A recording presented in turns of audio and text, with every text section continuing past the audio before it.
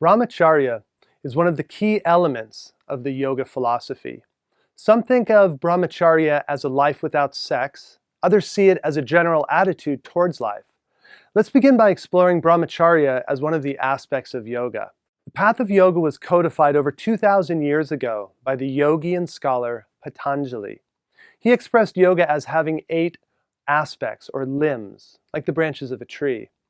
I think it is helpful to conceptualize yoga organically, where different aspects are integrated simultaneously. Neither yoga nor life moves in a purely linear fashion.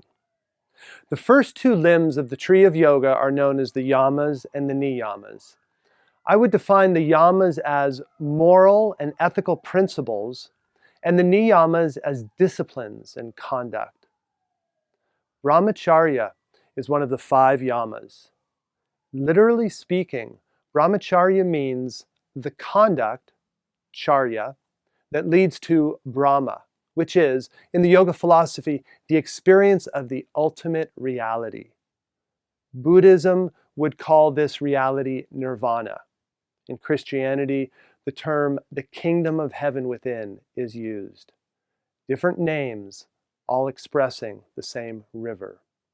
The question that we must each ask is what actions and experiences of mine will move me closer to this ultimate reality, and what actions and experiences will move me further away. It is deep in our spiritual hearts and conscience that we must each find the answers for ourselves. Historically speaking, in the ancient Indian texts, Brahmacharya refers to one of the 4 stages of life. This first stage, Brahmacharya, is the student life. This is the period just before puberty and up until marriage.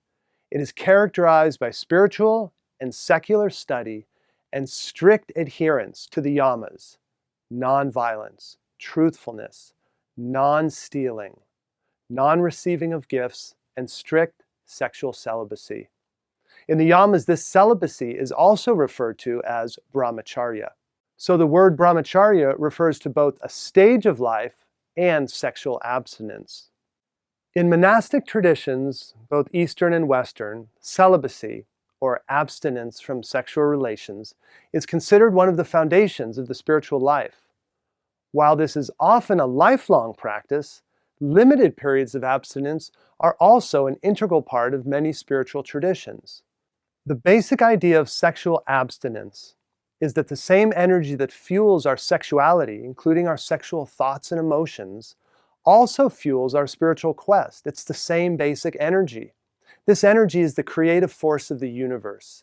Each of us needs to decide how and when we will utilize abstinence in our own lives, and how and when to express our sexuality. Namaste.